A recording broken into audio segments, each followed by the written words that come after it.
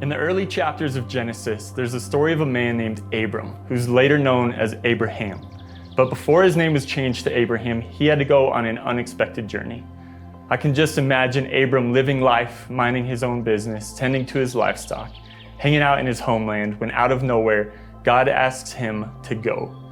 And Abram responds with faithfulness, even before he knew the destination.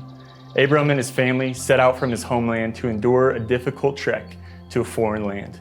And on this long journey, I'm sure he had thoughts and questions like, where am I going? What will I be doing there? Am I doing the right thing? But for God, it was not so much about what he was asking Abram to do, rather it was about who he was asking Abram to be. And God goes on to tell Abram that he will be a blessing, and not just a blessing to himself or to his family, but he will be a blessing to all nations, and all peoples of the earth would be blessed through him. The story takes quite the turn as Abram goes from an average farmer to being commissioned as a vehicle of God's love as he responds in faithfulness to God's call on his life. And it sounds a lot like the commission of Jesus in the New Testament, to leave his exalted place and make his home among us. God taking on flesh, the Creator comes to be part of creation, to fulfill the promise of blessing to all the earth. And now his life flows into our life. And the commission of Jesus has become the commission of the church. We are the carriers of this blessing, empowered by the Spirit to carry God's love to the ends of the earth. Welcome to week 4, the final week of our Welcome to the Family study. At Red Rocks Church, we say all the time that we exist to make heaven more crowded. But becoming a follower of Christ is not the end of your journey, it's the start. Like Abram, you've been called into a foreign land. The journey is hard and there are many questions along the way, but it's not about what God is asking you to do for him, as if he couldn't do it himself. Rather, it's about who God is calling you to be. As an individual or with your group, you have the opportunity to represent the tangible presence of Christ to the world, to become a blessing to those in your neighborhoods, on your sports teams, in your schools, at your workplace, in the grocery store, or wherever you find yourself in life. You have been saved by God's love for a purpose, to be the blessing of love to those around you. Pause and be still for a moment. Breathe deeply for a few breaths.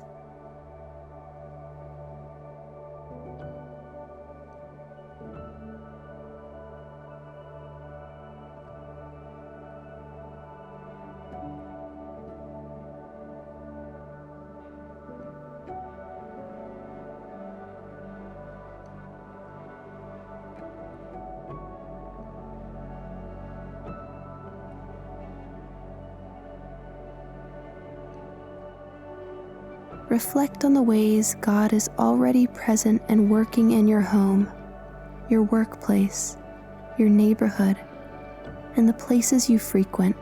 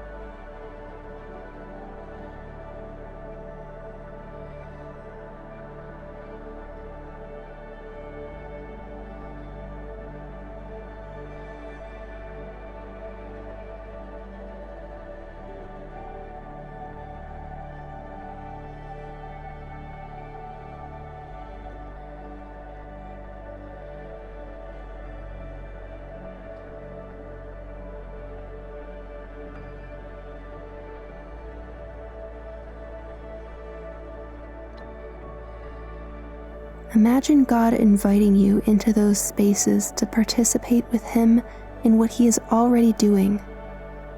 Pray for one person in each of these places.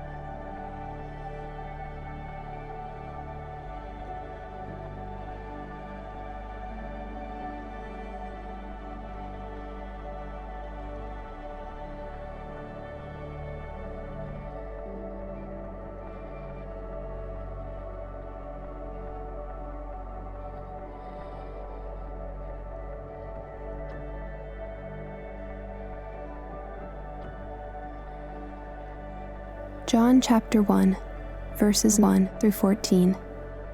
The Word was first, the Word present to God, God present to the Word. The Word was God, in readiness for God from day one. Everything was created through Him. Nothing, not one thing, came into being without Him. What came into existence was life, and the life was light to live by. The life light blazed out of the darkness. The darkness couldn't put it out. There once was a man, his name John, sent by God to point out the way to the life light. He came to show everyone where to look, who to believe in. John was not himself the light. He was there to show the way to the light. The life light was the real thing. Every person entering life, He brings into light. He was in the world was there through Him, and yet the world didn't even notice. He came to His own people, but they didn't want Him. But whoever did want Him, who believed He was who He claimed, and would do what He said, He made to be their true selves, their child of God selves. These are the God-begotten, not blood-begotten, not flesh-begotten, not sex-begotten. The Word became flesh and blood, and moved into the neighborhood. We saw the glory with our own eyes, the one-of-a-kind glory, like Father, like Son, generous inside and out, true from start to finish.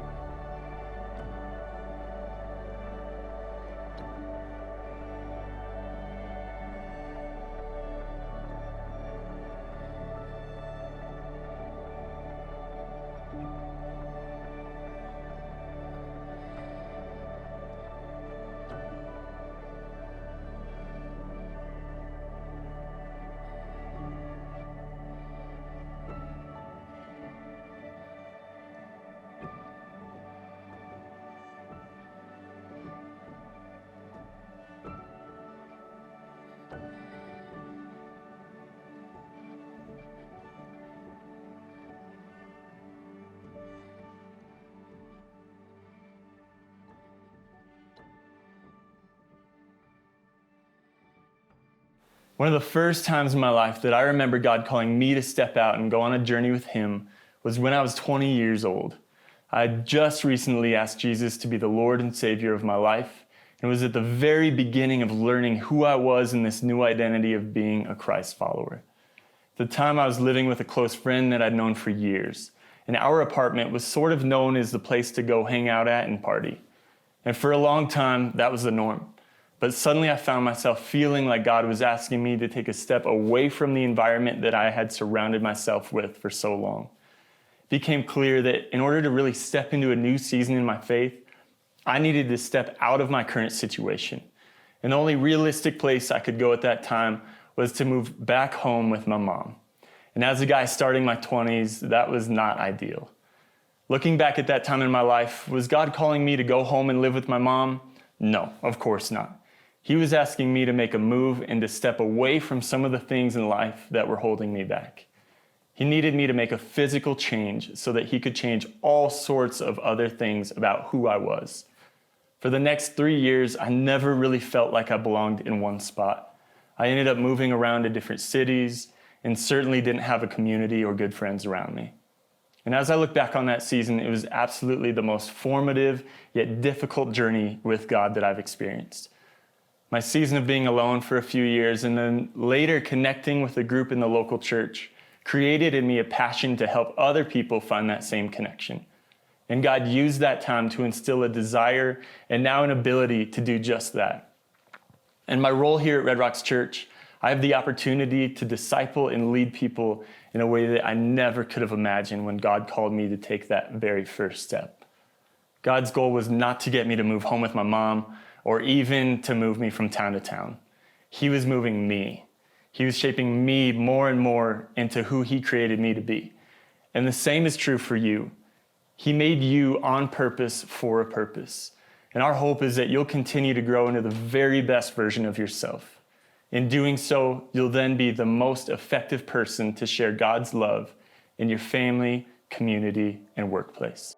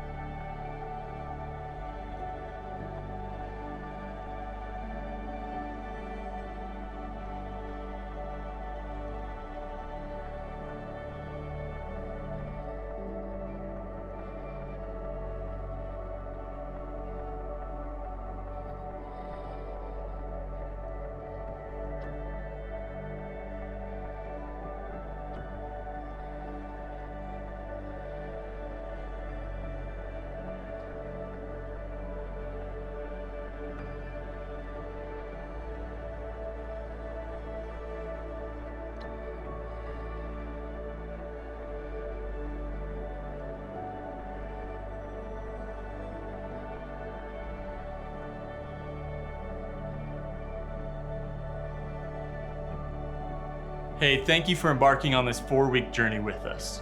Our hope is that you've started to discover who you are in relationship to God, each other, and the world.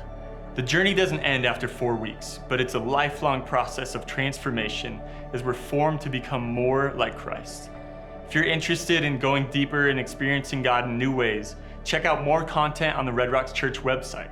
It has plenty of resources and ways to engage with different topics pertaining to our faith. Thanks so much for joining us on this 4-week journey.